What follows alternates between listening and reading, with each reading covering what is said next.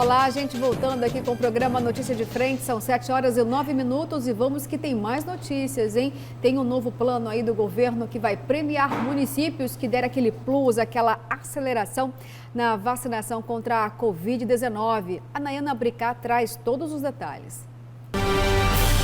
O programa foi pensado em 2020, mas lançado só agora. Todas as cidades serão avaliadas conforme a cobertura vacinal. Até 2023, serão investidos 65 milhões de reais no projeto. A Secretaria Estadual de Saúde vai premiar os 4 municípios que liderarem o ranking de vacinação em Mato Grosso. A primeira premiação deve acontecer no final deste ano. A avaliação para o prêmio será feita em outubro e, por enquanto, serão premiados os municípios que mais vacinarem contra a influenza e Covid-19. O governo lança esse programa, é um programa inédito, para que nós possamos, com esse estímulo, com esta premiação, mas acima de tudo, com este foco, né, com este olhar que todos nós teremos, não só o governo do estado, a própria imprensa e a população, para que esse trabalho, em conjunto com as prefeituras e com as secretarias municipais, possam, ao final do ano, fazer com que nós, na grande maioria dos municípios de Mato Grosso, possamos atingir as metas estabelecidas de cobertura vacinal a nível Brasil e a nível de Mato Grosso. O secretário de Saúde do estado, Gilberto Figueiredo, lembra que existem mais 19 tipos de vacinas presentes no Plano Nacional de Imunização. E o objetivo do projeto é incentivar a aplicação de todos os tipos de imunizantes. É um programa robusto, nós estamos fazendo investimento na melhoria da infraestrutura nossa hoje, de armazenamento de todos os imunobiológicos, ampliação da nossa central de frios aqui e algumas do interior, com aquisição de freezer, câmaras frias, de veículo, etc. As cidades foram divididas em grupos conforme a quantidade de moradores. Dessa forma, municípios com população menor também serão premiados. As categorias serão em selos bronze, prata, ouro e diamante. O município com maior cobertura vai receber um prêmio total de R$1 milhão. Agora em setembro, até o dia 31 de setembro, nós teremos uma primeira premiação que será avaliada nos primeiros 15 dias de outubro, entregaremos o prêmio. É mais um esquenta para poder os prefeitos perceberem a importância, já ter um olhar. Mas a grande premiação, ela vem ao final de 2021, quando nós iremos olhar todas as vacinas, toda a cobertura vacinal, não só de Covid, que é a conversa do momento, mas todas as demais disponibilizadas dentro das metas que nós temos. Aí, em janeiro, nós fechamos, dentro dos critérios que foram apresentados e que serão publicados, vamos avaliar em 4 categorias. Categoria bronze, prata, ouro e diamante. E vamos distribuir mais de 7 milhões de reais aos municípios que tiverem a performance ali em primeiro, segundo e terceiro lugar nessas categorias. E dentro dessas categorias, nós dividimos os municípios em 3 faixas de população. População menor, população média e os municípios que têm populações acima de 30 mil habitantes. Bom, falamos bastante essa semana, aliás, nós demos aqui em primeira mão, né? Foi um Foi em furão aqui mão, com a semana presença passada. exatamente do secretário de Saúde, Gilberto Figueiredo, sobre essa premiação para acelerar a vacinação aí nos municípios de Mato Grosso. Uma medida muito importante, né? Se é para salvar vidas, todas as ações são muito bem-vindas, né? E um projeto referência, né? Com certeza. Que, inclusive, pode ser referência para outros estados, né? Porque vai acelerar mesmo o processo de vacinação. O que é bom tem que ser exportado, né? O comentário que eu faço a respeito desse assunto é o seguinte: o Gilberto, a relação dele com o Mauro Mendes começa quando o Mauro Mendes, professor, é presidente da Federação das Indústrias e traz o Gilberto para tomar conta do sistema de ensino do Sistema S, do Sistema Federação das Indústrias. SESI. SESI. Só para explicar para a turma aí. Sobretudo o SESI, né? SESI Escola e outras, ensino profissionalizante que eles mantêm, etc. Senai. Senai. E o Gilberto é professor, inclusive, de formação, né? Aí o que acontece? Eles, ambos, tanto o Gilberto como o Mauro, eles valorizam muito um valor, um princípio que eles desenvolveram lá, que é a tal da meritocracia. O Gilberto implantou algumas iniciativas de meritocracia na rede municipal de ensino de Cuiabá, quando ele foi secretário, e agora ele faz a mesma coisa no estado. Aliás, ontem, quando a gente mostrava a matéria da reforma prédio da Secretaria de Saúde, que é um prédio antiquíssimo, né? Aquele prédio, muito antigo. Aqueles prédios são da fundação do Centro Político Administrativo, né? É no governo do Médici, salvo engano, tanto lá como a Escola Presidente Médici tem uma característica, né? Que é o concreto armado, aquele asfalto de concreto que tem aquele pavimento na frente na Getúlio Vargas, na frente do Colégio Estadual, do Liceu Cuiabano, são obras marcantes. E Universidade Federal de Mato Grosso, da mesma época, tem muito concreto armado e tal. Ele reformou lá, eu lembrei de quando ele reformou também, quando ele foi secretário em Cuiabá, o prédio da Secretaria Municipal de Educação. É uma característica, o perfil dele. Agora, Kleber e professor, eu queria perguntar aqui algo para vocês, né, dessa pequena mini-reforma que vai acontecer ministerial. Ontem o presidente Jair Bolsonaro já deu aí as sinalizações, embora oficial mesmo, só a partir de segunda-feira, mas a gente já tem um desenho aí, né? O chefão do Centrão, Ciro Nogueira, do PP, vai assumir a Casa Civil, aí, ou seja, o militarismo está começando a perder espaço no governo de Bolsonaro. Essa decisão é para tentar conter a crise, melhorar aí o diálogo entre o Senado e a Câmara. Como que a gente pode entender essa nova posição nessa jogada do governo? Eu vou tentar falar pouco, até porque eu tenho pouco conhecimento com relação a essa passagem aí, mas eu acho assim, com relação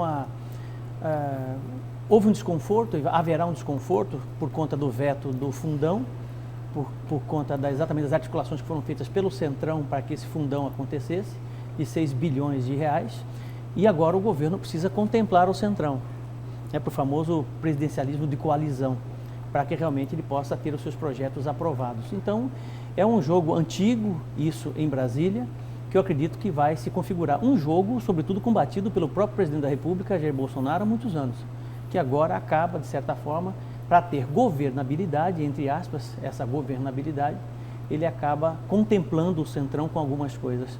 Penso dessa forma, pelo menos por enquanto. Se gritar, pegar Centrão, Kleber? Tu dizes. Eu não. Não fui eu não, não fui eu não. Dizes. Na verdade, tem um ditado oriental, que eu pelo menos aprendi assim, que é um ditado oriental que fala o seguinte: você engana uma pessoa por todo o tempo. Você engana todas as pessoas por um tempo, mas você nunca vai enganar todas as pessoas por todo o tempo. Então, uma hora a verdade aparece, né? Eu acho que o presidente Bolsonaro se revela. Na verdade, ele está assassinando o mito, porque era difícil sustentar o mito que ganhou as eleições. Aquilo é um personagem, né? O Bolsonaro, mais do que ninguém, o Bolsonaro, do ponto de vista conceitual, ele é o grande exemplo de fake news do Brasil. Ele, o Trump, assim como o Trump é nos Estados Unidos, assim como a campanha da Brexit foi no Reino Unido, né? Porque é um personagem montado e absolutamente contraditório, porque ele ele surge combatendo práticas que ele exercitou, praticou durante 30 anos no Congresso. Ele era do baixo clero do Centrão, um deputado raso. Se fosse no Exército... O Lula fez a mesma soldado, coisa. Mas o Lula é por outra esfera, né? Porque o Lula não se fez no parlamento, né? Fernando Henrique o Lula se fez na rua, né? Fernando Henrique se fez na academia. Cada um tem a sua história. Mas todos Nós estamos falando agora do Bolsonaro. O Bolsonaro se fez, sendo deputado federal por 27 anos, do baixo clero do Congresso Nacional, alinhado com o Centrão. Extremamente alinhado com o Centrão. E falando bobagem. A roda girava, passava uma vez, ele estava lá falando bobagem, não tinha importância. Passava a segunda vez, um dia a roda parou ali. A roda do destino, né? Que tem quem diga também o seguinte, professor, que você faz projeto político para ser vereador, para ser prefeito, deputado estadual, deputado federal, senador, governador de estado, até ministro, você faz projeto. Agora, presidente da República não, é destino, né? Você já ouviu falar isso? E aí um dia a roda parou, a roda da política parou, e ele aproveitou aquele momento e virou, né? Mas assim, ele próprio está matando o mito porque não sustenta. O próprio Lula teve esse que o senhor citou agora, teve esse dilema, né? Teve que resolver isso. O mensalão foi exatamente isso, quando o Lula tentou romper com esse processo, esse esquema de governabilidade criado no Brasil. Aí o Zé disse, falou, não, deixa que nós mesmos vamos resolver as coisas. Aí O meteu a mão na Lula lama, tentou romper? Tentou, professor. Isso é história. Não, isso é peraí. É história. Não, mas aí você tá... Aí O Lula entrou no esquema. Não, deixa eu tentar explicar para o senhor de novo aqui. O Lula entrou no esquema. Como o senhor admite, o senhor não entende muito de política. Então deixa eu Não, explicar para o senhor. eu nunca disse isso. O senhor falou várias vezes, não entende política. Então deixa eu explicar para o senhor. Eu tenho ingenuidade de entender... Deixa eu explicar para o senhor. Tá, então vamos lá, professor, dê aula sobre política. O professor Haroldo, que confessadamente não entende política, e não entende mesmo porque, nesse caso, o que o PT... Estou falando para o senhor o seguinte, o PT, o Lula, viveu esse dilema em um dado momento.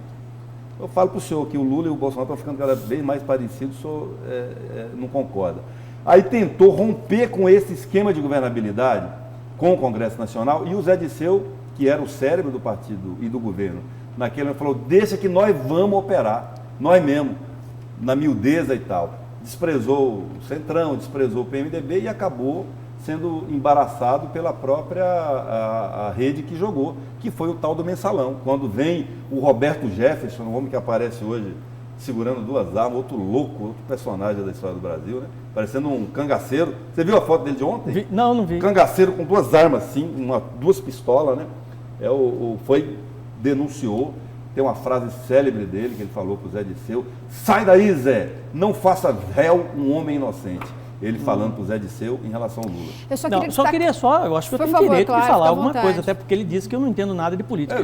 Eu só estou sentado aqui por algum mérito e por algum valor, nesta cadeira aqui que sentou Antero Paz de Barros. Quer dizer, algum valor na minha fala sobre política, até porque esse programa é um programa político, né? Tem, Kleber. Quer dizer, tem vários valores. Eu só gostaria que você exatamente respeitasse a minha opinião. Né? A minha opinião é que realmente o Lula fez parte do mensalão, fez parte de todo esse esquema, né? Tanto é que foi condenado, e eu não considero e não consigo misturar Lula com Bolsonaro. Você coloca os dois no mesmo balaio, não dá para misturar, não dá. Absurdamente não dá para você misturar uma coisa com a outra, misturar cabrito com vaca, entendeu? Não tem jeito, não dá liga.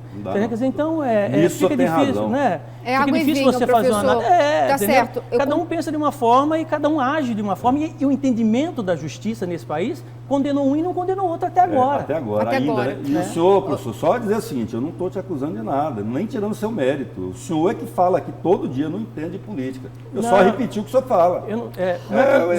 Eu só queria que... Eu só queria, Kleber e professor, eu só queria entender aqui um ponto, já que o presidente disse que foi uma decisão técnica, e aí pode até pela primeira vez ter uma mexida aí com o ministro Paulo Guedes, tá? Vamos relembrar que a gente tem aqui 40 milhões de brasileiros que não têm o que comer, muitos desempregados, a fila só está aumentando, e aí pode ter aí um outro ministério, a criação de um outro ministério, justamente para tentar recuperar o emprego. Será que é uma tentativa mesmo desesperada e também muito importante para tentar resgatar a economia do Brasil, levando emprego para as pessoas?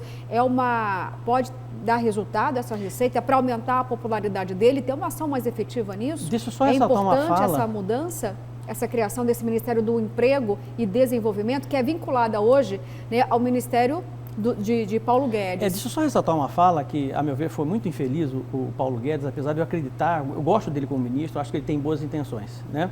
Ele disse o seguinte, rapaz, entendeu? Até não sei se é fake news ou não, vocês podem me corrigir. Ele disse o seguinte: para que as pessoas estão preocupadas com se não tem o que comer? Preocupadas com o aumento do gás se não tem o que comer, por conta exatamente da pandemia. Eu não sei se isso é fake news ou não, mas eu li alguma coisa nesse sentido. É uma fala muito infeliz, entendeu?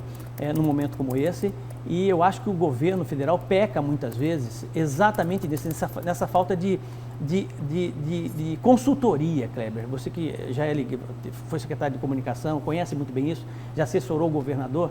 Eu acho que o governador, que presidentes da República precisam pensar antes de falar, precisam estar muito bem assessorados para não falar bobagens como essa. Enfim.